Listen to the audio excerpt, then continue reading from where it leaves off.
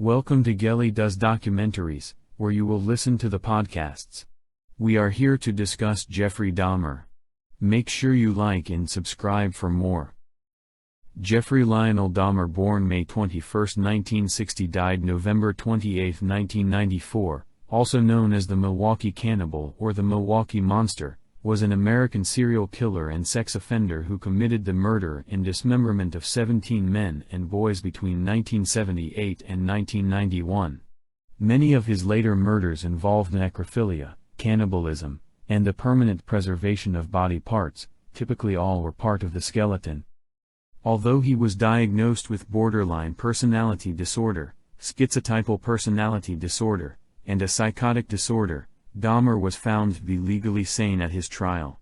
He was convicted of 15 of the 16 murders he had committed in Wisconsin and was sentenced to 15 terms of life imprisonment on February 17, 1992. Dahmer was later sentenced to a 16th term of life imprisonment for an additional homicide committed in Ohio in 1978. On November 28, 1994, Dahmer was beaten to death by Christopher Scarver, a fellow inmate at the Columbia Correctional Institution in Portage, Wisconsin. His early life and childhood.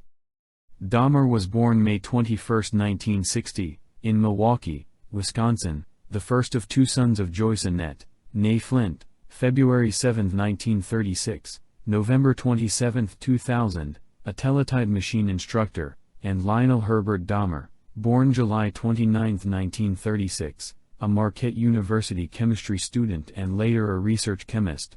Lionel Dahmer is of German and Welsh ancestry, and Joyce Dahmer was of Norwegian and Irish ancestry. Some sources report Dahmer was deprived of attention as an infant.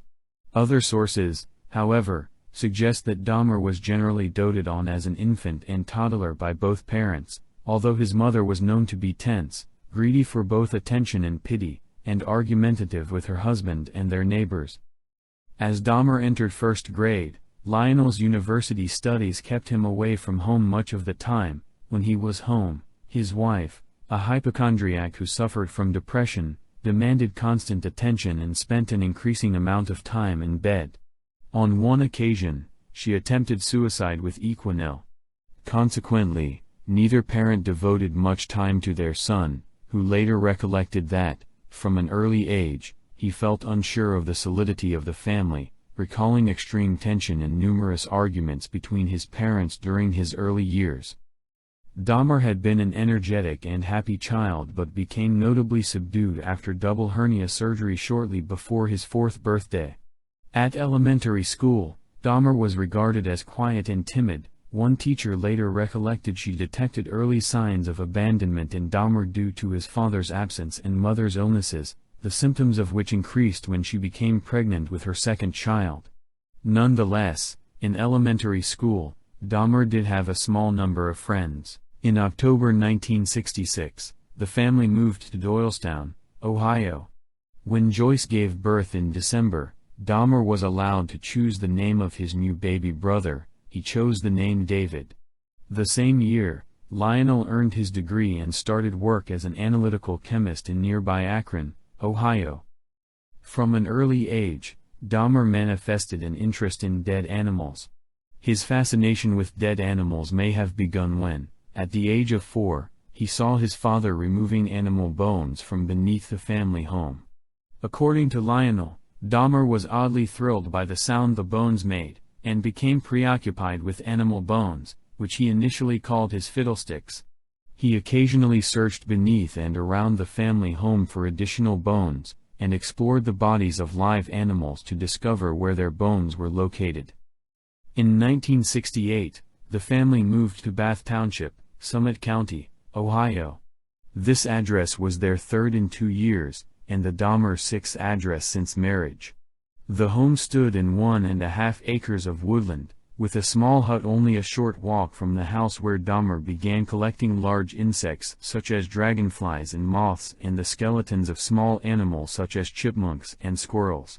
Some of these remains were preserved in jars of formaldehyde and stowed within the hut.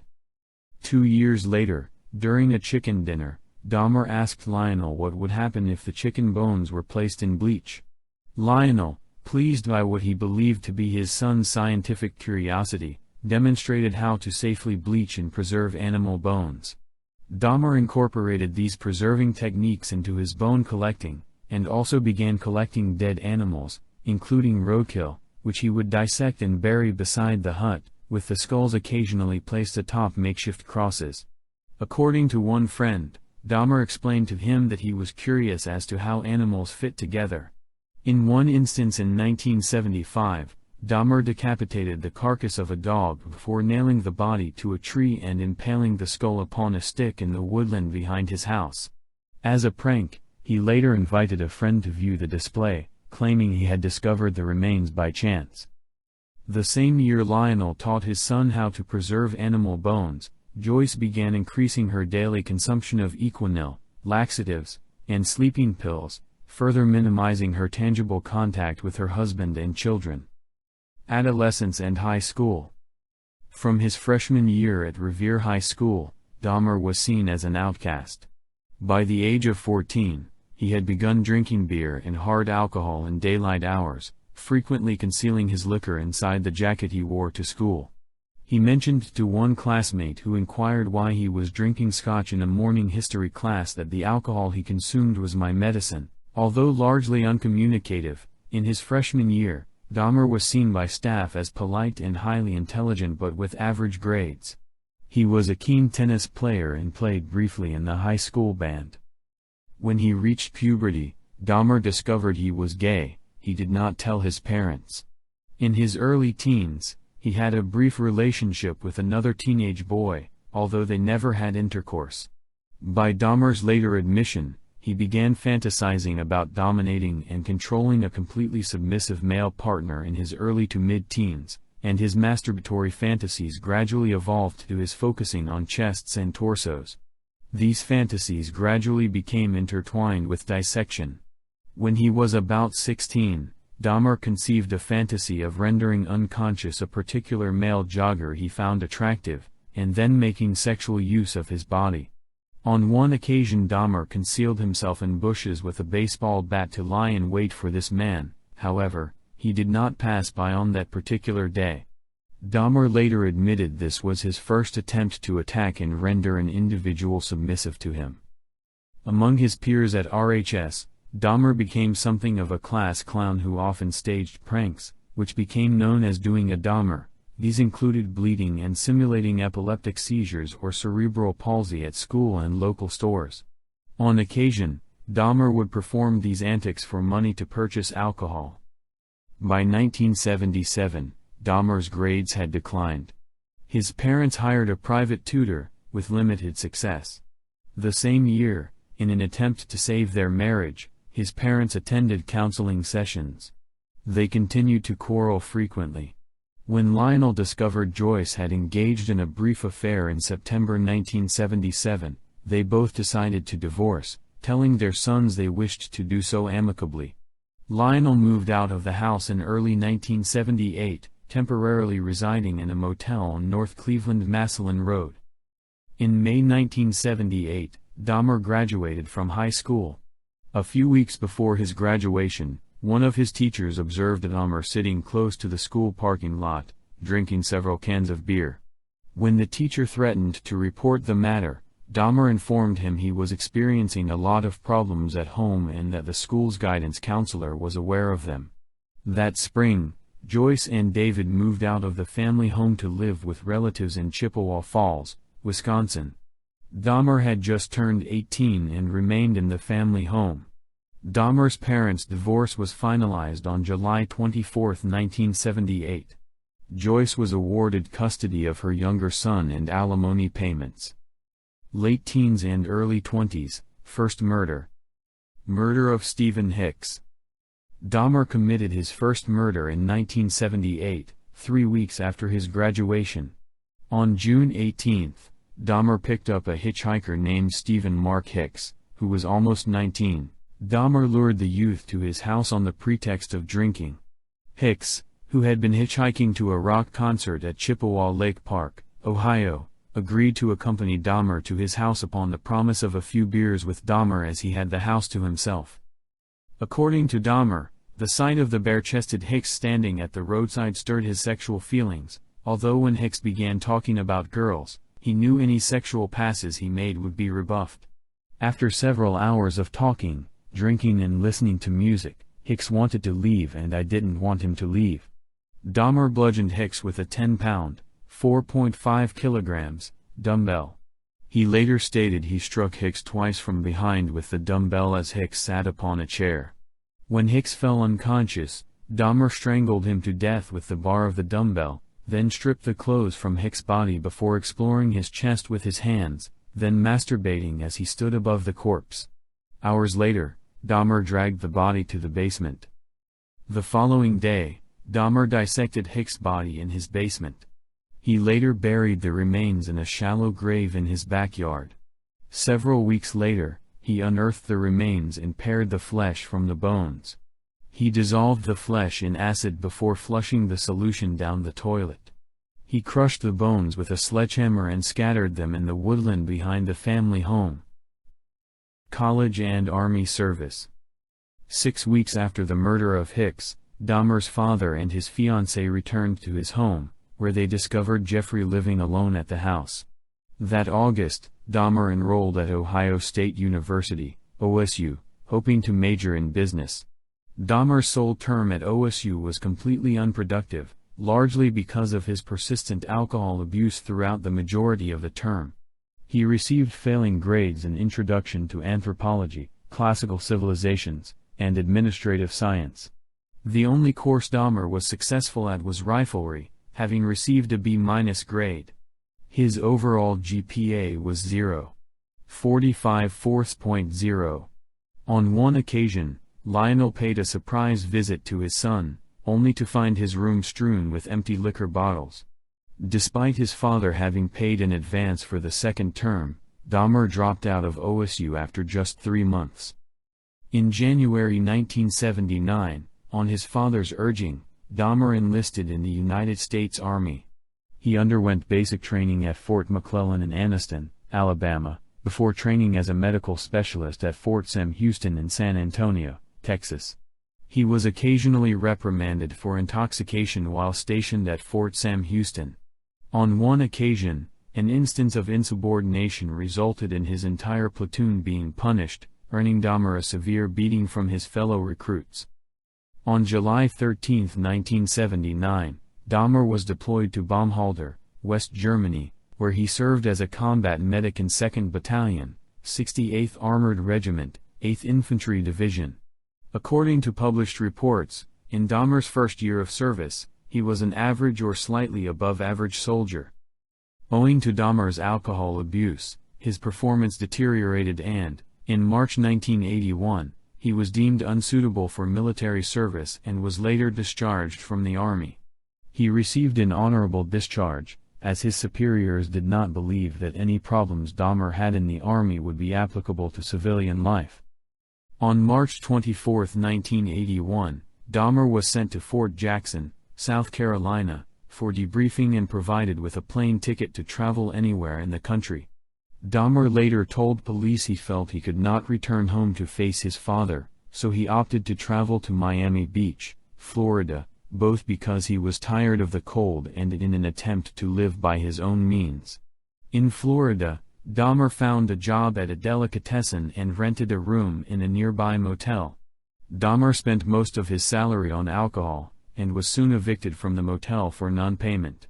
He initially spent his evenings on the beach as he continued to work at the sandwich shop until phoning his father and asking to return to Ohio in September of the same year. Returned to Ohio and relocation to West Allis, Wisconsin. After his return to Ohio, Dahmer initially lived with his father and stepmother and insisted on being delegated numerous chores to occupy his time while he looked for work. He continued to drink heavily, and 2 weeks after his return, Dahmer was arrested for drunk and disorderly conduct. He was fined $60 and given a suspended 10-day jail sentence. Dahmer's father tried unsuccessfully to wean his son off alcohol. In December 1981, he and Dahmer's stepmother sent him to live with his grandmother in West Allis, Wisconsin. Dahmer's grandmother was the only family member to whom Dahmer displayed any affection. They hoped that her influence, plus the change of location, might persuade Dahmer to quit drinking, find a job, and live responsibly. Initially, Dahmer's living arrangements with his grandmother were harmonious. He accompanied her to church, willingly undertook chores, actively sought work, and abided by most of her house rules, although he continued to drink and smoke. In early 1982, Dahmer found employment as a phlebotomist at the Milwaukee Blood Plasma Center. He held this job for a total of 10 months before being laid off. Dahmer remained unemployed for over 2 years, during which he lived upon whatever money his grandmother gave him. Shortly before losing his job, Dahmer was arrested for indecent exposure. On August 8, 1982, at Wisconsin State Fair Park, he was observed to expose himself on the south side of the Coliseum, in which 25 people were present, including women and children. For this incident, he was convicted and fined $50 plus court costs. In January 1985, Dahmer was hired as a mixer at the Milwaukee Ambrosia Chocolate Factory, where he worked from 11 p.m. to 7 a.m. 6 nights per week, with Saturday evenings off. Shortly after Dahmer found this job, an incident occurred in which he was propositioned by another man while sitting reading in the West Allis Public Library. The stranger threw Dahmer a note offering to perform fellatio upon him.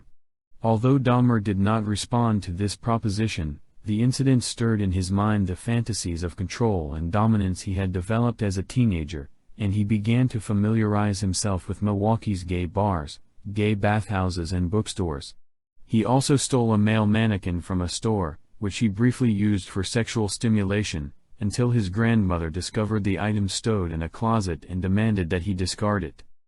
By late 1985, Dahmer had begun to regularly frequent the bathhouses, which he later described as being relaxing places, but during his sexual encounters, he became frustrated at his partners moving during the act.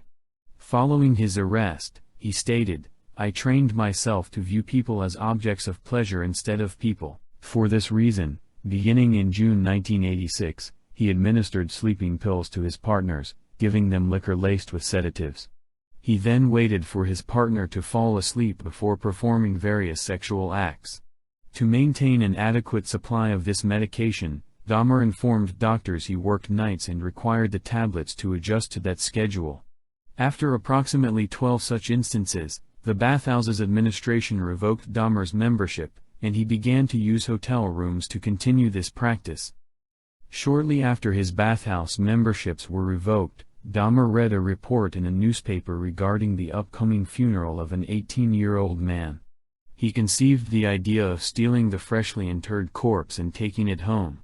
According to Dahmer, he attempted to dig up the coffin from the ground, but found the soil too hard and abandoned the plan. On September 8, 1986, Dahmer was arrested upon a charge of lewd and lascivious behavior for masturbating in the presence of two 12-year-old boys as he stood close to the Kinnickinnick River. He initially claimed he had merely been urinating, unaware that there were witnesses, but soon admitted the offense. The charge was changed to disorderly conduct and, on March 10, 1987, Dahmer was sentenced to 1 year of probation, with additional instructions to undergo counseling. Late 20s and early 30s, subsequent murders. Ambassador Hotel. On November 20, 1987, Dahmer, at the time residing with his grandmother in West Allis, encountered a 25-year-old man from Ontonagon, Michigan, Stephen Tuomi, at a bar and persuaded him to return to the Ambassador Hotel in Milwaukee, where Dahmer had rented a room for the evening. According to Dahmer, he had no intention of murdering Tuomi, but rather intended to simply drug him and lie beside him as he explored his body. The following morning, however, Dahmer awoke to find Tuomi lying beneath him on the bed, his chest crushed in and black and blue with bruises. Blood was seeping from the corner of his mouth, and Dahmer's fists and one forearm were extensively bruised. Dahmer stated he had no memory of having killed Tuomi, and later informed investigators that he could not believe this had happened. To dispose of Tuomi's body, Dahmer purchased a large suitcase in which he transported the body to his grandmother's residence. 1 week later, he severed the head, arms, and legs from the torso, then filleted the bones from the body before cutting the flesh into pieces small enough to handle. Dahmer then placed the flesh inside plastic garbage bags. He wrapped the bones inside a sheet and pounded them into splinters with a sledgehammer. The entire dismemberment process took Dahmer approximately 2 hours to complete. He disposed of all of Tuomi's remains, excluding the severed head, in the trash. For a total of 2 weeks following Tuomi's murder, Dahmer retained Tuomi's head wrapped in a blanket. After 2 weeks, Dahmer boiled the head in a mixture of Soilax, an alkali-based industrial detergent, and bleach in an effort to retain the skull, which he then used as stimulus for masturbation. Eventually, the skull was rendered too brittle by this bleaching process, so Dahmer pulverized and disposed of it. Intermediate incidents. Following the murder of Tuomi, Dahmer began to actively seek victims, most of whom he encountered in or close to gay bars, and whom he typically lured to his grandmother's home. He would drug his victim with triazolam or temazepam before or shortly after engaging in sexual activity with them. Once he had rendered his victim unconscious with sleeping pills, he killed them by strangulation. 2 months after the Tuomi murder, Dahmer encountered a 14-year-old Native American male prostitute named James Dockstader. Dahmer lured the youth to his home with an offer of $50 to pose for nude pictures. At Dahmer's West Allis residence, the pair engaged in sexual activity before Dahmer drugged Dockstader and strangled him on the floor of the cellar. Dahmer left the body in the cellar for 1 week before dismembering it in much the same manner as he had with Tuomi. He placed all of Dockstader's remains, excluding the skull, in the trash. The skull was boiled and cleansed in bleach before Dahmer found that it, too, had been rendered brittle by the process. He pulverized the skull 2 weeks later. On March 24, 1988, Dahmer met a 22-year-old bisexual man named Richard Guerrero outside a gay bar called the Phoenix. Dahmer lured Guerrero to his grandmother's residence, although the incentive on this occasion was $50 to simply spend the remainder of the night with him. He then drugged Guerrero with sleeping pills and strangled him with a leather strap, with Dahmer then performing oral sex upon the corpse. Dahmer dismembered Guerrero's body within 24 hours of murdering him, again disposing of the remains in the trash and retaining the skull before pulverizing it several months later.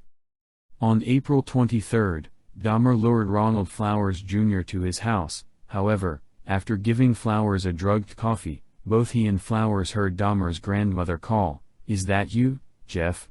Although Dahmer replied in a manner that led his grandmother to believe he was alone, she observed that Dahmer was not alone. Because of this, Dahmer was not able to kill Flowers, instead waiting until he had become unconscious before taking him to the County General Hospital.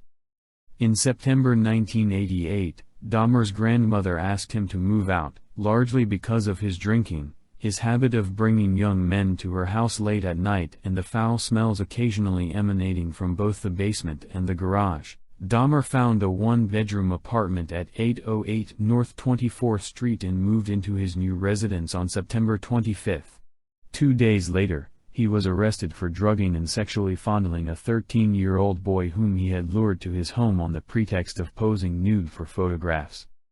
Dahmer's father hired an attorney named Gerald Boyle to defend his son. At Boyle's request, Dahmer underwent a series of psychological evaluations prior to his upcoming court hearings. These evaluations revealed Dahmer harbored deep feelings of alienation. A second evaluation 2 months later revealed Dahmer to be an impulsive individual, suspicious of others, and dismayed by his lack of accomplishments in life.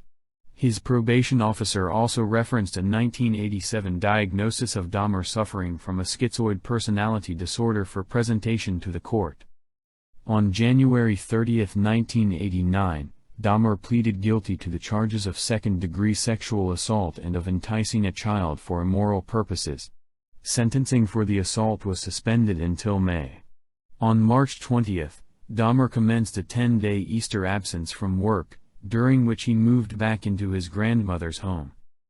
2 months after his conviction and 2 months prior to his sentencing for the sexual assault, Dahmer murdered his fifth victim, a mixed-race 24-year-old aspiring model named Anthony Sears, whom Dahmer met at a gay bar on March 25, 1989. According to Dahmer, on this particular occasion, he was not looking to commit a crime. However, shortly before closing time that evening, Sears just started talking to me. Dahmer lured Sears to his grandmother's home, where the pair engaged in oral sex before Dahmer drugged and strangled Sears. The following morning, Dahmer placed the corpse in his grandmother's bathtub, where he decapitated the body before attempting to flay the corpse. He stripped the flesh from the body and pulverized the bones, which he disposed of in the trash. According to Dahmer, he found Sears exceptionally attractive, and Sears was the first victim from whom he permanently retained any body parts. He preserved Sears' head and genitalia in acetone and stored them in a wooden box, which he later placed in his work locker. When he moved to a new address the following year, he took the remains there. On May 23, 1989, Dahmer was sentenced to 5 years probation and 1 year in the House of Correction, with work release permitted in order that he be able to keep his job. He was also required to register as a sex offender. 2 months before his scheduled release from the work camp, Dahmer was paroled from this regimen. His 5 years probation imposed in 1989 began at this point. On release, Dahmer temporarily moved back to his grandmother's home in West Alice, Oxford Apartments. 1990 killings. On May 14, 1990, Dahmer moved out of his grandmother's house and into 924 North 25th Street, apartment 213, taking Sears' mummified head and genitals with him.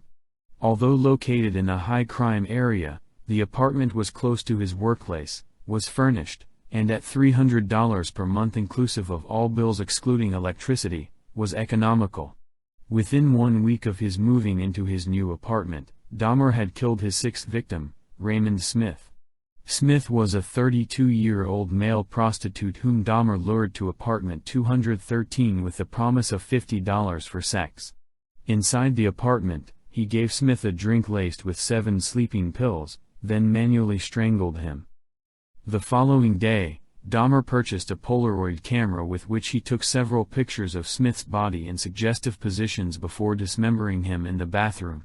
He boiled the legs, arms, and pelvis in a steel kettle with Soilax, which allowed him to rinse the bones in his sink. Dahmer dissolved the remainder of Smith's skeleton, excluding the skull, in a container filled with acid. He later spray-painted Smith's skull, which he placed alongside the skull of Sears upon a black towel inside a metal filing cabinet. Approximately 1 week after the murder of Raymond Smith, on or about May 27, Dahmer lured another young man to his apartment. On this occasion Dahmer accidentally consumed the drink laden with sedatives intended for consumption by his guest. When he awoke the following day, he discovered his intended victim had stolen several items of his clothing, $300, and a watch. Dahmer never reported this incident to the police, although on May 29, he divulged to his probation officer that he had been robbed. In June 1990, Dahmer lured a 27-year-old acquaintance named Edward Smith to his apartment. He drugged and strangled Smith. On this occasion, rather than immediately acidifying the skeleton or repeating previous processes of bleaching, which had rendered previous victims' skulls brittle, Dahmer placed Smith's skeleton in his freezer for several months in the hope it would not retain moisture. Freezing the skeleton did not remove moisture, and the skeleton of this victim was acidified several months later. Dahmer accidentally destroyed the skull when he placed it in the oven to dry, a process that caused the skull to explode. Dahmer later informed police he had felt rotten about Smith's murder as he had been unable to retain any parts of his body.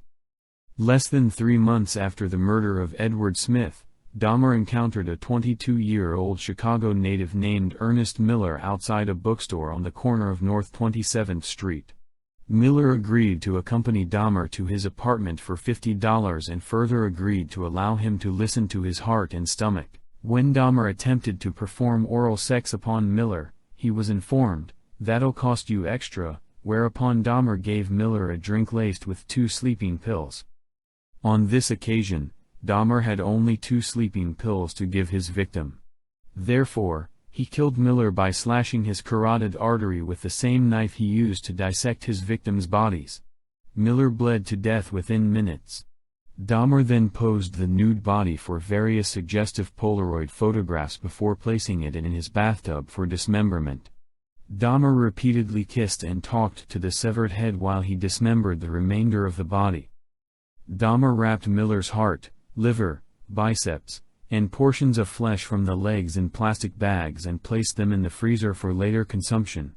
He boiled the remaining flesh and organs into a jelly-like substance using Soilax, which enabled him to rinse the flesh off the skeleton, which he intended to retain.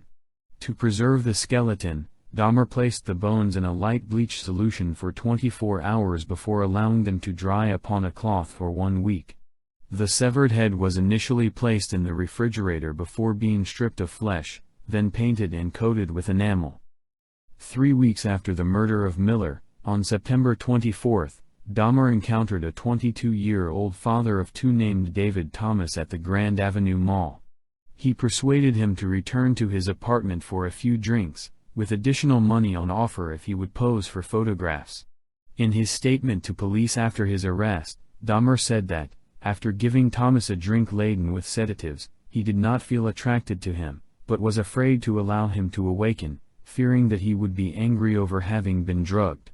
Therefore, he strangled him and dismembered the body, intentionally retaining no body parts whatsoever. He photographed the dismemberment process and retained these photographs, which later aided in Thomas's identification. Following the murder of Thomas, Dahmer did not kill anyone for almost 5 months, although on a minimum of 5 occasions between October 1990 and February 1991, he unsuccessfully attempted to lure men to his apartment. He regularly complained of feelings of both anxiety and depression to his probation officer throughout 1990, with frequent references to his sexuality, his solitary lifestyle, financial difficulties, and, shortly before Thanksgiving, his apprehension regarding meeting and facing his father and younger brother. On several occasions, Dahmer also referred to harboring suicidal thoughts. 1991 killings. In February 1991, Dahmer observed a 17-year-old named Curtis Straughter standing at a bus stop near Marquette University.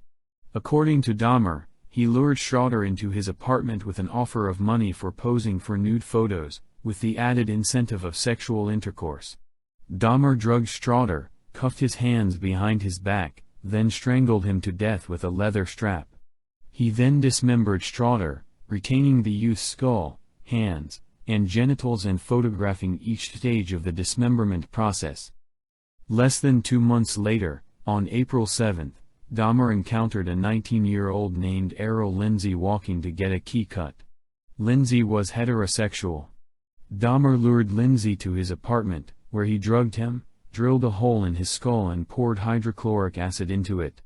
According to Dahmer, Lindsay awoke after this experiment, which Dahmer had conceived in the hope of inducing a permanent, unresistant, submissive state, saying, "I have a headache. What time is it?" In response to this, Dahmer again drugged Lindsay, then strangled him. He decapitated Lindsay and retained his skull. He then flayed Lindsay's body, placing the skin in a solution of cold water and salt for several weeks in the hope of permanently retaining it. Reluctantly, he disposed of Lindsay's skin when he noted it had become too frayed and brittle. By 1991, fellow residents of the Oxford apartments had repeatedly complained to the building's manager, Sopa Princewell, of the foul smells emanating from apartment 213, in addition to the sounds of falling objects and the occasional sound of a chainsaw. Princewell contacted Dahmer in response to these complaints on several occasions, although he initially excused the odors emanating from his apartment as being caused by his freezer breaking, causing the contents to become spoiled.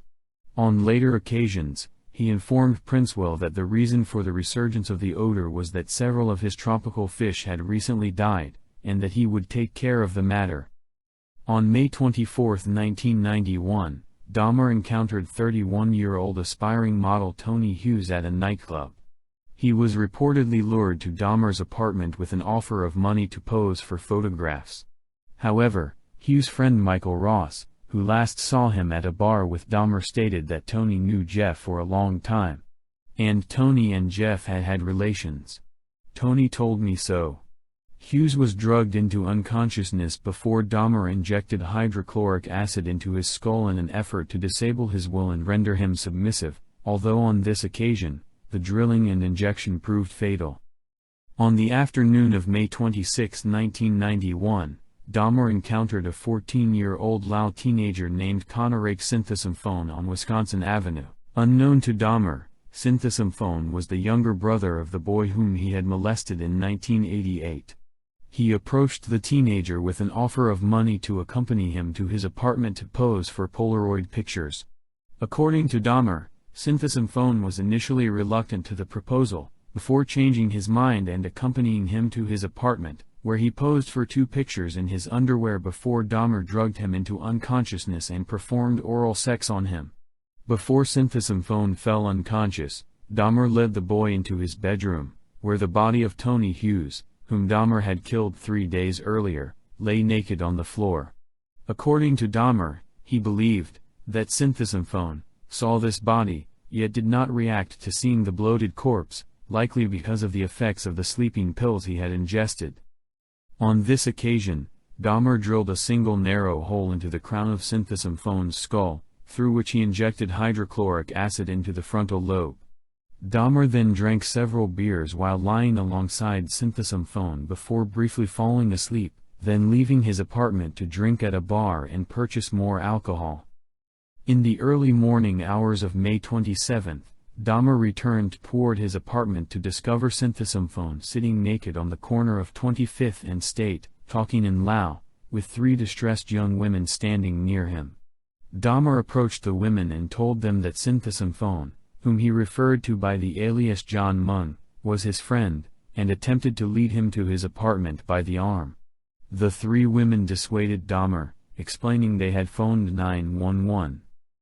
Upon the arrival of 2 Milwaukee police officers, John Bolcherzak and Joseph Gabrish, Dahmer's demeanor relaxed. He told the officers that Synthesymphone was his 19-year-old boyfriend, that he had drunk too much following a quarrel, and that he frequently behaved in this manner when intoxicated. Dahmer added his lover had consumed Jack Daniel's whiskey that evening. The 3 women were exasperated, and when one of the trio attempted to indicate to one of the officers, both of whom had observed no injuries beyond a scrape to Synthesymphone's knee and believed him to be intoxicated, that Synthesymphone had blood upon his testicles, was bleeding from his rectum, and that he had seemingly struggled against Dahmer's attempts to walk him to his apartment prior to their arrival, the officer harshly informed her to butt out, shut the hell up, and to not interfere. Shortly after the arrival of the Milwaukee police officers, 3 members of the Milwaukee Fire Department arrived at the scene. These individuals also examined Synthesymphone for injuries and provided a yellow blanket for the police officers to cover Synthesymphone. One of the 3 believed Synthesymphone needed treatment, but the police officers directed the fire department personnel to leave. Shortly thereafter, Officer Richard Porobkan arrived at the scene. He and Gabrish, followed by Bolcherzak, escorted Dahmer and Synthesymphone to Dahmer's apartment as Dahmer repeatedly commented on the general crime in the neighborhood and of his appreciation of the police. Inside his apartment, and in an effort to verify his claim that he and Synthesymphone were lovers, Dahmer showed the officers the 2 semi-nude Polaroid pictures he had taken of the youth the previous evening. Though Bolcherzak said he smelled nothing unusual, Gabrish later stated he noted a strange scent reminiscent of excrement inside the apartment. This odor emanated from the decomposing body of Hughes. Dahmer stated that to investigate this odor, one officer simply peeked his head around the bedroom but really didn't take a good look. The officers then left, with a departing remark that Dahmer take good care of Synthesymphone. This incident was listed by the officers as a domestic dispute. Upon the departure of the 3 officers from his apartment, Dahmer again injected hydrochloric acid into Synthesymphone's brain. This second injection proved fatal. The following day, May 28, Dahmer took a day's leave from work to devote himself to the dismemberment of the bodies of Cynthia Fone and Hughes. He retained both victims' skulls. On June 30th, Dahmer traveled to Chicago, where he encountered a 20-year-old named Matt Turner at a bus station. Turner accepted Dahmer's offer to travel to Milwaukee for a professional photo shoot. At the apartment, Dahmer drugged, strangled and dismembered Turner and placed his head and internal organs in separate plastic bags in the freezer. Turner was not reported missing. 5 days later, on July 5, Dahmer lured 23-year-old Jeremiah Weinberger from a Chicago bar to his apartment on the promise of spending the weekend with him. He drugged Weinberger and twice injected boiling water through his skull, sending him into a coma from which he died 2 days later. On July 15, Dahmer encountered 24-year-old Oliver Lacey at the corner of 27th and Kilburn. Lacey agreed to Dahmer's ruse of posing nude for photographs and accompanied him to his apartment, where the pair engaged in tentative sexual activity before Dahmer drugged Lacey. On this occasion, Dahmer intended to prolong the time he spent with Lacey while alive. After unsuccessfully attempting to render Lacey unconscious with chloroform, he phoned his workplace to request a day's absence. This was granted, although the next day, he was suspended. After strangling Lacey, Dahmer had sex with the corpse before dismembering him. He placed Lacey's head and heart in the refrigerator and his skeleton in the freezer. 4 days later, on July 19, Dahmer received word that he was fired. Upon receipt of this news, Dahmer lured 25-year-old Joseph Bredehoft to his apartment. Bredehoft was strangled and left lying on Dahmer's bed covered with a sheet for 2 days. On July 21, Dahmer removed the sheet to find the head covered in maggots. He decapitated the body, cleaned the head and placed it in the refrigerator. He later acidified Bredehoft's torso along with those of 2 other victims killed within the previous month. Arrest. Capture. On July 22, 1991, Dahmer approached 3 men with an offer of $100 to accompany him to his apartment to pose for nude photographs, drink beer and simply keep him company. One of the trio, 32-year-old Tracy Edwards, agreed to accompany him to his apartment. Upon entering Dahmer's apartment, Edwards noted a foul odor and several boxes of hydrochloric acid on the floor, which Dahmer claimed to use for cleaning bricks. After some minor conversation, Edwards responded to Dahmer's request to turn his head and view his tropical fish, whereupon Dahmer placed a handcuff upon his wrist. When Edwards asked, "What's happening?" Dahmer unsuccessfully attempted to cuff his wrists together, then told Edwards to accompany him to the bedroom to pose for nude pictures. While inside the bedroom, Edwards noted nude male posters on the wall and that a videotape of The Exorcist III was playing. He also noted a blue 57-gallon drum in the corner, from which a strong odor emanated. Dahmer then brandished a knife and informed Edwards he intended to take nude pictures of him. In an attempt to appease Dahmer, Edwards unbuttoned his shirt, saying he would allow him to do so if he would remove the handcuffs and put the knife away. In response to this promise, Dahmer simply turned his attention towards the TV. Edwards observed Dahmer rocking back and forth and chanting before turning his attention back to him. He placed his head on Edwards' chest, listened to his heartbeat and, with the knife pressed against his intended victim, informed Edwards he intended to eat his heart. In continuous attempts to prevent Dahmer from attacking him, Edwards repeated that he was Dahmer's friend and that he was not going to run away.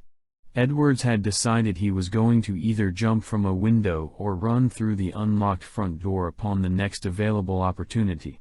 When Edwards next stated he needed to use the bathroom, he asked if they could sit with a beer in the living room, where there was air conditioning.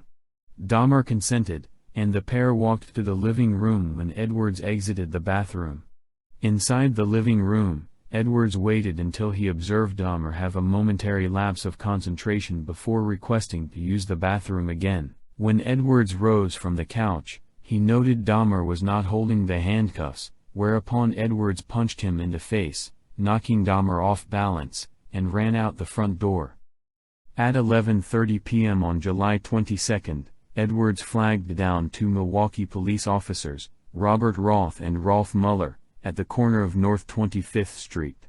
The officers noted Edwards had a handcuff attached to his wrist, whereupon he explained to the officers that a freak had placed the handcuffs upon him and asked if the police could remove them. When the officers' handcuff keys failed to fit the brand of handcuffs, Edwards agreed to accompany the officers to the apartment where, Edwards stated, he had spent the previous 5 hours before escaping. When the officers and Edwards arrived at apartment 213, Dahmer invited the trio inside and acknowledged he had placed the handcuffs upon Edwards, although he offered no explanation as to why he had done so. At this point, Edwards divulged to the officers that Dahmer had also brandished a large knife upon him and that this had happened in the bedroom. Dahmer made no comment to this revelation, indicating to one of the officers, Muller, that the key to the handcuffs was in his bedside dresser. As Muller entered the bedroom, Dahmer attempted to pass Muller to retrieve the key himself, whereupon the second officer present, Roth, informed him to back off. In the bedroom, Muller noted there was a large knife beneath the bed. He saw an open drawer which, upon closer inspection, contained scores of Polaroid pictures, many of which were of human bodies in various stages of dismemberment. Muller noted the decor indicated they had been taken in the same apartment in which they were standing. Muller walked into the living room to show them to his partner, uttering the words, "These are for real." When Dahmer saw that Muller was holding several of his Polaroids, he fought with the officers in an effort to resist arrest. The officers quickly overpowered him, cuffed his hands behind his back, and called a second squad car for backup. At this point, Muller opened the refrigerator to reveal the freshly severed head of a black male on the bottom shelf. As Dahmer lay pinned on the floor beneath Roth, he turned his head towards the officers and muttered the words, "For what I did I should be dead." A more detailed search of the apartment, conducted by the Milwaukee Police's Criminal Investigation Bureau, revealed a total of 4 severed heads in Dahmer's kitchen. A total of 7 skulls, some painted, some bleached, were found in Dahmer's bedroom and inside a closet. Investigators discovered collected blood drippings upon a tray at the bottom of Dahmer's refrigerator, plus 2 human hearts and a portion of arm muscle, each wrapped inside plastic bags upon the shelves. In Dahmer's freezer, investigators discovered an entire torso, plus a bag of human organs and flesh stuck to the ice at the bottom. Elsewhere in apartment 213, investigators discovered 2 entire skeletons, a pair of severed hands, 2 severed and preserved penises, a mummified scalp and, in the 57-gallon drum, 3 further dismembered torsos dissolving in the acid solution. A total of 74 Polaroid pictures detailing the dismemberment of Dahmer's victims were found. In reference to the recovery of body parts and artifacts at 924 North 25th Street, the chief medical examiner later stated, "It was more like dismantling someone's museum than an actual crime scene." Confession. Beginning in the early hours of July 23, 1991, Dahmer was questioned by Detective Patrick Kennedy as to the murders he had committed and the evidence found at his apartment. Over the following 2 weeks, Kennedy and, later, Detective Dennis Murphy conducted numerous interviews with Dahmer which, when combined, totaled over 60 hours. Dahmer waived his right to have a lawyer present throughout his interrogations, adding he wished to confess all as he had created this horror and it only makes sense I do everything to put an end to it. He readily admitted to having murdered 16 young men in Wisconsin since 1987, with one further victim, Stephen Hicks, killed in Ohio in 1978. Most of Dahmer's victims had been rendered unconscious prior to their murder, although some had died as a result of having acid or boiling water injected into their brain. As he had no memory of the murder of his second victim, Stephen Tuomi, he was unsure whether he was unconscious when beaten to death, although he did concede it was possible that his viewing the exposed chest of Tuomi while in a drunken stupor may have led him to unsuccessfully attempt to tear Tuomi's heart from his chest. Almost all the murders Dahmer committed after moving into the Oxford apartments had involved a ritual of posing the victims' bodies in suggestive positions, typically with the chest thrust outwards, prior to dismemberment. Dahmer readily admitted to engaging in necrophilia with several of his victims' bodies, including performing sexual acts with their viscera as he dismembered their bodies in his bathtub. Having noted that much of the blood pooled inside his victim's chest after death, Dahmer first removed their internal organs, then suspended the torso so the blood drained into his bathtub, before dicing any organs he did not wish to retain and paring the flesh from the body. The bones he wished to dispose of were pulverized or acidified, with Soilax and bleach solutions used to aid in the preservation of the skeletons and skulls he wished to keep. Dahmer confessed to having consumed the hearts, liver, biceps, and portions of thigh of 3 victims he had killed at the Oxford apartments, Raymond Smith, Ernest Miller and Oliver Lacey, and to have retained the flesh and organs of other victims for intended consumption. Typically, Dahmer would tenderize the body parts he intended to consume prior to preparing meals flavored with various condiments.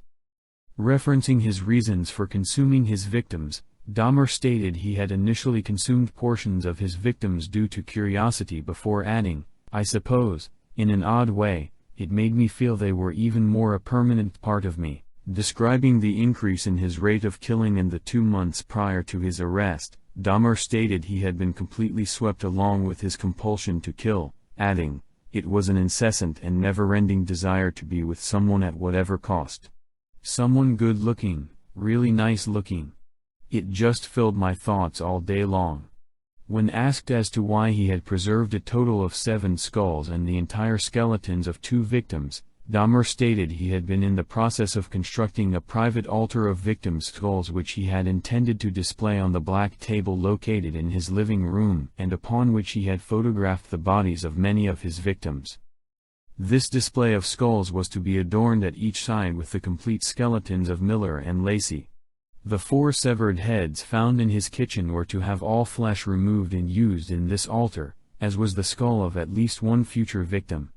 Incense sticks were to be placed at each end of the black table, above which Dahmer intended to place a large blue lamp with extending blue globe lights.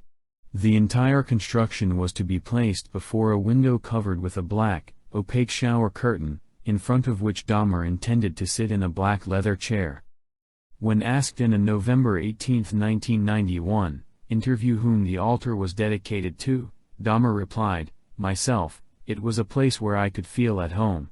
He further described his intended altar as a place for meditation, from where he believed he could draw a sense of power, adding, "If this, his arrest, had happened 6 months later, that's what they would have found." Indictment. On July 25, 1991, Dahmer was charged with 4 counts of first-degree murder. By August 22, he had been charged with a further 11 murders committed in Wisconsin. On September 14, investigators in Ohio, having uncovered hundreds of bone fragments in woodland behind the address in which Dahmer had confessed to killing his first victim, formally identified 2 molars and a vertebra with X-ray records of Hicks. 3 days later, Dahmer was charged by authorities in Ohio with Hicks's murder. Dahmer was not charged with the attempted murder of Edwards, nor with the murder of Tuomi. He was not charged with Tuomi's murder because the Milwaukee County District Attorney only brought charges where murder could be proven beyond a reasonable doubt, and Dahmer had no memory of actually committing this particular murder, for which no physical evidence of the crime existed. At a scheduled preliminary hearing on January 13, 1992, Dahmer pleaded guilty but insane to 15 counts of murder. Trial. Dahmer's trial began on January 30, 1992. He was tried in Milwaukee for the 15 counts of first-degree murder before Judge Lawrence Graham. By pleading guilty on January 13 to the charges brought against him, Dahmer had waived his rights to a trial to establish guilt, as defined in Wisconsin law. Attorneys at Dahmer's trial debated whether he suffered from either a mental or a personality disorder. The prosecution claimed that any disorders did not deprive Dahmer of the ability to appreciate the criminality of his conduct or to deprive him of the ability to resist his impulses. The defense argued that Dahmer suffered from a mental disease and was driven by obsessions and impulses he was unable to control. Defense experts argued that Dahmer was insane due to his necrophilic drive, his compulsion to have sexual encounters with corpses. Defense expert Dr. Fred Berlin testified that Dahmer was unable to conform his conduct at the time that he committed the crimes due to his paraphilia or, more specifically, necrophilia. Dr. Judith Becker, a professor of psychiatry and psychology, was the second expert witness for the defense. Becker diagnosed Dahmer as a necrophiliac, although she added Dahmer had informed her he preferred comatose sexual partners to deceased ones 75% of the time. The final defense expert to testify, forensic psychiatrist Dr. Carl Wallstrom, diagnosed Dahmer with necrophilia, borderline personality disorder, schizotypal personality disorder, alcohol dependence, and a psychotic disorder. On February 8, Dr. Fred Fostel testified on behalf of the prosecution. Fostel testified to his belief that Dahmer was without mental disease or defect at the time he committed the murders. He described Dahmer as a calculating and cunning individual, able to differentiate between right and wrong, with the ability to control his actions, and whose lust overpowered his morals. Although Fostel did state his belief that Dahmer was a paraphiliac, his conclusion was that Dahmer was not a sadist. The second and final witness to appear for the prosecution, forensic psychiatrist Park Dietz, began his testimony on February 12. Dietz testified that he did not believe Dahmer had any form of mental disease or defect at the time that he committed the crimes, stating that Dahmer went to great lengths to be alone with his victim and to have no witnesses. He explained that there was ample evidence that Dahmer prepared in advance for each murder, therefore, his crimes were not impulsive. Although Dietz did concede any acquisition of a paraphilia was not a matter of personal choice, he stated his belief that Dahmer's habit of becoming intoxicated prior to committing each of the murders was significant. If he had an impulse to kill or a compulsion to kill, Dietz testified, he wouldn't have to drink alcohol to overcome it. He only has to drink alcohol to overcome it because he is inhibited against killing. Dietz noted that Dahmer strongly identified with the villains of The Exorcist III and Return of the Jedi, particularly the level of power held by these characters. Expounding on the significance of these movies on Dahmer's psyche and many of the murders committed at the Oxford apartments, Dietz explained that Dahmer occasionally viewed scenes from these films before searching for a victim. Dietz diagnosed Dahmer with substance use disorder, paraphilia, and schizotypal personality disorder. Two court-appointed mental health professionals, testifying independently of either prosecution or defense, were forensic psychiatrist George Palermo and clinical psychologist Samuel Friedman. Palermo stated that the murders were the result of a pent-up aggression within himself. He killed those men because he wanted to kill the source of his homosexual attraction to them. In killing them, he killed what he hated in himself. Palermo concluded that Dahmer had a severe mixed personality disorder, with antisocial, obsessive-compulsive, sadistic, fetishistic, borderline and necrophilic features, but otherwise legally sane. Friedman testified that it was a longing for companionship that caused Dahmer to kill and testified that Dahmer was not psychotic. He described Dahmer as amiable, pleasant to be with, courteous, with a sense of humor, conventionally handsome, and charming in manner. He was, and still is, a bright young man. He diagnosed Dahmer with a personality disorder not otherwise specified featuring borderline, obsessive-compulsive, and sadistic traits. Closing arguments. The trial lasted 2 weeks. On February 14, both attorneys delivered their closing arguments to the jury. Each attorney was allowed to speak for 2 hours. Defense attorney Gerald Boyle argued first. Repeatedly referring to the testimony of the mental health professionals, almost all of whom had agreed Dahmer was afflicted with a mental disease, Boyle argued that Dahmer's compulsive killings had been a result of a sickness he discovered, not chose. Boyle portrayed Dahmer as a desperately lonely and profoundly sick individual so out of control he did not conform his conduct anymore. Following the defense counsel's 75-minute closing argument, Michael McCann delivered his closing argument for the prosecution, describing Dahmer as a sane man, in full control of his actions, who simply strove to avoid detection. McCann described Dahmer as a calculating individual who killed to control his victims and retained their bodies merely to afford himself a prolonged period of sexual pleasure. McCann argued that by pleading guilty but insane to the charges, Dahmer was seeking to escape responsibility for his crimes. Conviction. On February 15, the court reconvened to hear the verdict. Dahmer was ruled to be sane and not suffering from a mental disorder at the time of each of the 15 murders for which he was tried, although in each count, 2 of the 12 jurors signified their dissent. Formal sentencing was postponed until February 17. On this date, Dahmer's attorney announced his client wished to address the court. Dahmer then approached a lectern and read from a statement prepared by himself and his defense as he faced the judge. In this statement, Dahmer emphasized that he had never desired freedom following his arrest, and that he frankly wished for his own death. He further stressed that none of his murders had been motivated by hatred, that he understood that nothing he either said or did could undo the terrible harm he had caused to the families of his victims and the city of Milwaukee, and that he and his doctors believed his criminal behavior had been motivated by mental disorders. Dahmer added that this medical knowledge had given him some peace, and that although he understood that society would never forgive him, he hoped God would. Dahmer closed his statement with, "I know my time in prison will be terrible, but I deserve whatever I get because of what I have done. Thank you, Your Honor, and I am prepared for your sentence, which I know will be the maximum. I ask for no consideration." He then returned to his seat to await formal sentencing. Dahmer was then sentenced to life imprisonment plus 10 years upon the first 2 counts. The remaining 13 counts carried a mandatory sentence of life imprisonment plus 70 years. The death penalty was not an option for Judge Graham to consider at the penalty phase, as Wisconsin had abolished capital punishment in 1853. Upon hearing of Dahmer's sentencing, his father Lionel and stepmother Shari requested to be allowed a 10-minute private meeting with their son before he was transferred to the Columbia Correctional Institution in Portage, to begin his sentence. This request was granted and the trio exchanged hugs and well wishes before Dahmer was escorted away. 3 months after his conviction in Milwaukee, Dahmer was extradited to Ohio to be tried for the murder of his first victim, Stephen Hicks.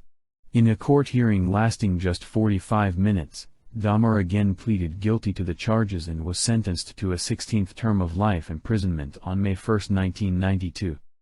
Imprisonment and death. Upon sentencing, Dahmer was transferred to the Columbia Correctional Institution.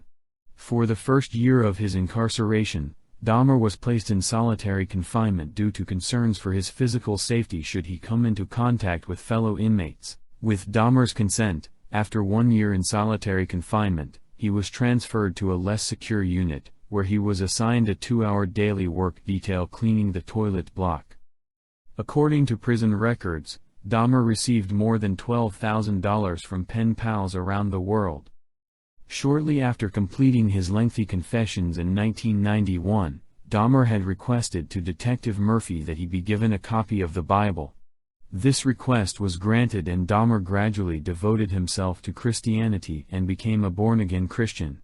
On his father's urging, he also read creationist books from the Institute for Creation Research.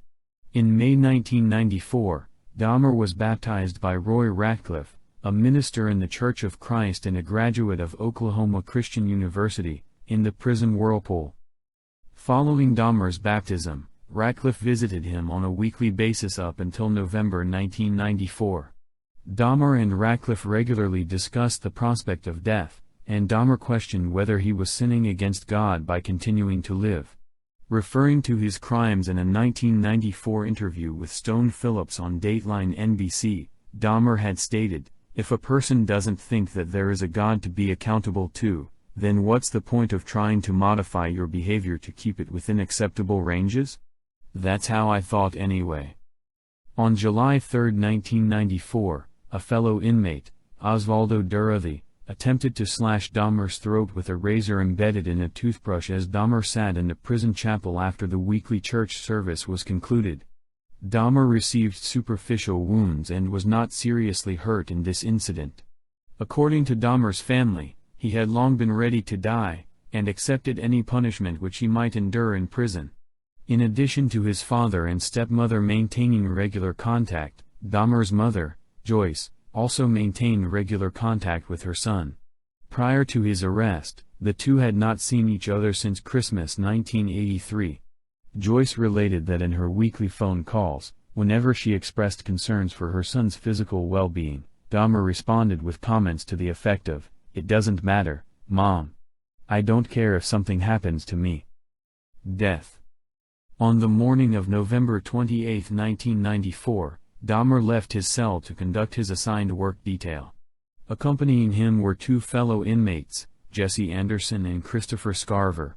The trio were left unsupervised in the showers of the prison gym for approximately 20 minutes. At approximately 8:10 a.m. Dahmer was discovered on the floor of the bathrooms of the gym suffering from extreme head wounds. He had been severely bludgeoned about the head and face with a 20-inch, 51-centimeter, metal bar. His head had also been repeatedly struck against the wall in the assault. Although Dahmer was still alive and was rushed to a nearby hospital, he was pronounced dead 1 hour later. Anderson had been beaten with the same instrument, and died 2 days later from his wounds. Scarver, who was serving a life sentence for a murder committed in 1990, informed authorities he had first attacked Dahmer with the metal bar as Dahmer was cleaning a staff locker room, before attacking Anderson as Anderson cleaned an inmate locker room. According to Scarver, Dahmer did not yell or make any noise as he was attacked. Immediately after attacking both men, Scarver, who was thought to be schizophrenic, returned to his cell and informed a prison guard, "God told me to do it." Jesse Anderson and Jeffrey Dahmer are dead. Scarver was adamant he had not planned the attacks in advance, although he later divulged to investigators he had concealed the 20-inch iron bar used to kill both men in his clothing shortly before the killings. Upon learning of his death, Dahmer's mother Joyce responded angrily to the media, "Now is everybody happy? Now that he's bludgeoned to death, is that good enough for everyone?" The response of the families of Dahmer's victims was mixed. Some celebrated the news, while others were saddened. Catherine Lacey, the mother of victim Oliver Lacey, remarked, "The hurt is worse now, because he's not suffering like we are." The district attorney who prosecuted Dahmer cautioned against turning Scarver into a folk hero, saying that Dahmer's death was still murder. On May 15, 1995, Scarver was sentenced to 2 additional terms of life imprisonment for the murders of Dahmer and Anderson. Dahmer had stated in his will that he wished for no services to be conducted and that he wished to be cremated. In September 1995, Dahmer's body was cremated, and his ashes divided between his parents. Aftermath. On August 5, 1991, as the nature and scale of Dahmer's crimes initially came to light, a candlelight vigil to celebrate and heal the Milwaukee community was attended by more than 400 people. Present at the vigil were community leaders, gay rights activists, and family members of several of Dahmer's victims. Organizers stated the purpose of the vigil was to enable Milwaukeeans to share their feelings of pain and anger over what happened. Dahmer's murders were committed at a time of heightened racial tension in Milwaukee. A professor of community studies at the University of Wisconsin-Milwaukee, Walter Farrell, later stated race relations in the city had been in a state of disrepair for nearly a decade at the time of Dahmer's arrest. In an August 1991 interview given to the Christian Science Monitor, Farrell stated that news of the murders, as well as the conduct of Milwaukee police officers John Bolcherzik and Joseph Gabrish with regards to victim Conoric Synthesymphone, exacerbated and highlighted racial tensions within the city. Milwaukee's gay scene was generally underground and transient in nature at the time of Dahmer's murders, with many sexually active gay men using aliases. Many in the city's gay community were nervous of the intentions of others after the extent of Dahmer's murders became known, although the fear and distrust generated by Dahmer's crimes was short-lived. As the 1990s progressed, the usage of aliases became less common among members of Milwaukee's gay community. The Oxford Apartments at 924 North 25th Street, where Dahmer had killed 12 of his victims, were demolished in November 1992. The site is now a vacant lot. Alternate plans to convert the site into either a memorial garden, a playground, or to reconstruct new housing have failed to materialize. Dahmer's estate was awarded to the families of 11 of his victims who had sued for damages. In 1996, Thomas Jacobson, a lawyer representing 8 of the families, announced a planned auction of Dahmer's estate. Although victims' relatives stated the motivation was not greed, the announcement sparked controversy. A civic group, Milwaukee Civic Pride, was quickly established in an effort to raise the funds to purchase and destroy many of Dahmer's possessions. The group pledged $407,225, including a $100,000 gift by Milwaukee real estate developer Joseph Zilber, for purchase of Dahmer's estate. 5 of the 8 families represented by Jacobson agreed to the terms, and Dahmer's possessions were subsequently destroyed and buried in an undisclosed Illinois landfill. Lionel Dahmer is retired and now lives with his second wife, Shari. Both have refused to change their surname and have professed their love of Dahmer in spite of his crimes. In 1994, Lionel published a book, A Father's Story, and donated a portion of the proceeds from his book to the victims' families. Most of the families showed support for Lionel and Shari, although 3 families subsequently sued Lionel, 2 for using their names in the book without obtaining prior consent, and a 3rd family, that of Stephen Hicks, filing a wrongful death suit against Lionel, Shari, and former wife Joyce, citing parental negligence as the cause for the claim. Joyce Flint died of cancer on November 27, 2000. Prior to her death, she had attempted suicide on at least one occasion. Dahmer's younger brother, David, changed his surname and lives in anonymity. Victims: Jeffrey Dahmer killed 17 young men between 1978 and 1991. 12 were killed in his North 25th Street apartment. 3 victims were murdered and dismembered at his grandmother's West Allis residence. His first and second victims were murdered at his parents' home in Ohio and at the Ambassador Hotel in Milwaukee, respectively. A total of 14 of Dahmer's victims were from various ethnic minority backgrounds, with 9 victims being black. Dahmer was adamant that the race of his victims was incidental to him and that it was the body form of a potential victim that attracted his attention. These contentions have been supported via an independent forensic specialist's study of Dahmer's victim selection, the anthropological analysis of which revealed his victims shared a morphological similarity and suggesting Dahmer was psychologically attracted to a certain anthropometric body type. Most of Dahmer's victims were killed by strangulation after being drugged with sedatives. His first victim was killed by a combination of bludgeoning and strangulation, and his second victim was battered to death, with one further victim killed in 1990, Ernest Miller, dying of a combination of shock and blood loss due to his carotid artery being cut.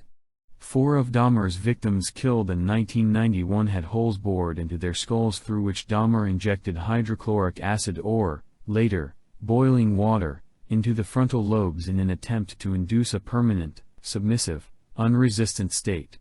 This proved fatal, although on each occasion this was not Dahmer's intention. 1978. June 18, Stephen Mark Hicks, 18. Last seen hitchhiking to a rock concert in Chippewa Lake Park in Bath, Ohio. By Dahmer's admission, what caught his attention to Hicks hitchhiking was the fact that the youth was bare-chested. He was bludgeoned with a dumbbell and strangled to death with this instrument before being dismembered. Remains pulverized and scattered in woodland behind Dahmer's childhood home. 1987. November 20, Stephen Walter Tuomi, 25. Killed in a rented room at the Ambassador Hotel in Milwaukee. Dahmer claimed to have no memory of murdering Tuomi, yet stated he must have battered him to death in a drunken stupor. His body was dismembered in the basement of Dahmer's grandmother's house and the remains discarded in the trash. No remains were ever found. 1988. January 16, James Edward Dockstader, 14. Met Dahmer outside a gay bar in Wisconsin. Dockstader was lured to West Allis on the pretext of earning $50 for posing for nude pictures. Dahmer strangled Dockstader and kept his body in the basement for a week before dismembering him and discarding the remains in the trash. No remains were ever found. March 24, Richard Guerrero, 22. drugged and strangled in Dahmer's bedroom at West Allis. Dahmer dismembered Guerrero's corpse in the basement, dissolved the flesh in acid and disposed of the bones in the trash. He bleached and retained the skull for several months before disposing of it. No remains were ever found. 1989. March 25. Anthony Lee Sears, 24. Sears was the last victim to be drugged and strangled at Dahmer's grandmother's residence. He was also the first victim from whom Dahmer permanently retained any body parts. His preserved skull and genitals were found in a filing cabinet at 924 North 25th Street following Dahmer's arrest in 1991. 1990. May 20. Raymond Lamont Smith, also known as Ricky Beeks, 32. The first victim to be killed at Dahmer's North 25th Street apartment. Smith was a male sex worker whom Dahmer encountered at a tavern. Dahmer gave Smith a drink laced with sleeping pills, then strangled him on his kitchen floor. His skull was spray-painted and retained. June 14. Edward Warren Smith, 27. A known acquaintance of Dahmer who was last seen in his company at a party. Dahmer acidified Smith's skeleton. His skull was destroyed unintentionally when placed in the oven in an effort to remove moisture. No remains were ever found. September 2. Ernest Marquez Miller, 22. Miller was a dance student whom Dahmer encountered outside a bookstore. According to Dahmer, he was especially attracted to Miller's physique. He was killed by having his carotid artery severed before being dismembered in the bathtub, with Dahmer storing his entire skeleton in the bottom drawer of a filing cabinet and his heart, liver, biceps, and portions of his thighs in the freezer for later consumption. September 24. David Courtney Thomas, 22.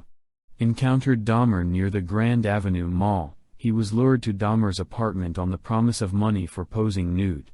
Once a laced drink had rendered Thomas unconscious, Dahmer decided he wasn't my type. Nonetheless, Dahmer strangled Thomas, taking Polaroid photos of the dismemberment process. No remains were ever found. 1991. February 18. Curtis Durrell Straughter, 17. Approached by Dahmer as he waited at a bus stop near Marquette University. Dahmer lured Straughter to his apartment, where the youth was drugged, and then handcuffed and strangled before being dismembered in the bathtub. His skull, hands, and genitals were retained. April 7.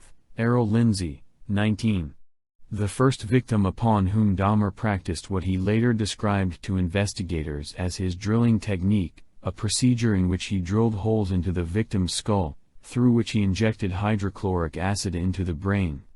According to Dahmer, Lindsay awoke after this practice, after which he was again rendered unconscious with a drink laced with sedatives, then strangled to death. Dahmer flayed Lindsay's body and retained the skin for several weeks. His skull was found following Dahmer's arrest. May 24. Tony Anthony Hughes, 31. Hughes was lured by Dahmer to his apartment upon the promise of posing nude for photographs. As Hughes was deaf, he and Dahmer communicated using handwritten notes. He was strangled and his body left on Dahmer's bedroom floor for 3 days before being dismembered, with Dahmer photographing the dismemberment process. His skull was retained and identified from dental records. May 27. Conoric Synthesymphone, 14. The younger brother of the boy Dahmer had assaulted in 1988. Synthesymphone was drugged and had hydrochloric acid injected into his brain before Dahmer left the youth unattended as he left the apartment to purchase beer. When he returned, he discovered Synthesymphone naked and disoriented in the street, with 3 distressed young women attempting to assist him. When police arrived, Dahmer persuaded them he and Synthesymphone were lovers and that the youth was simply intoxicated. When police left Synthesymphone with Dahmer in his apartment, Dahmer again injected hydrochloric acid into Synthesymphone's brain, and this proved fatal. His head was retained in the freezer and his body dismembered. June 30. Matt Cleveland Turner, 20. On June 30, Dahmer attended the Chicago Pride Parade. At a bus stop, he encountered a 20-year-old named Matt Turner and persuaded him to accompany him to Milwaukee to pose for a photo shoot. Turner was drugged, strangled, and then dismembered in the bathtub. His head and internal organs were put in the freezer and his torso subsequently placed in the 57-gallon drum Dahmer purchased on July 12. July 5, Jeremiah Benjamin Weinberger, 23, met Dahmer at a gay bar in Chicago and agreed to accompany him to Milwaukee for the weekend. Dahmer drilled through Weinberger's skull and injected boiling water into the cavity. He later recalled Weinberger's death to be exceptional, as he was the only victim who died with his eyes open. Weinberger's decapitated body was kept in the bathtub for a week before being dismembered. His torso was placed in the 57-gallon drum. July 15, Oliver Joseph Lacey, 24. A bodybuilding enthusiast whom Dahmer enticed to his apartment on the promise of money for posing for photographs. Lacey was drugged and strangled with a leather strap before being decapitated, with his head and heart being placed in the refrigerator. His skeleton was retained to adorn one side of the private shrine of skulls and skeletons Dahmer was in the process of creating when arrested 1 week later. July 19, Joseph Arthur Bredehoft, 25. Dahmer's last victim. Bredehoft was a father of 3 children from Minnesota who was looking for work in Milwaukee at the time of his murder. He was left on Dahmer's bed for 2 days following his murder before, on July 21, being decapitated. His head was placed in the refrigerator and his torso in the 57-gallon drum. Thanks for listening. Make sure you subscribe and like. More videos to come. Let me know in the comments what other topics or people you would like to listen to.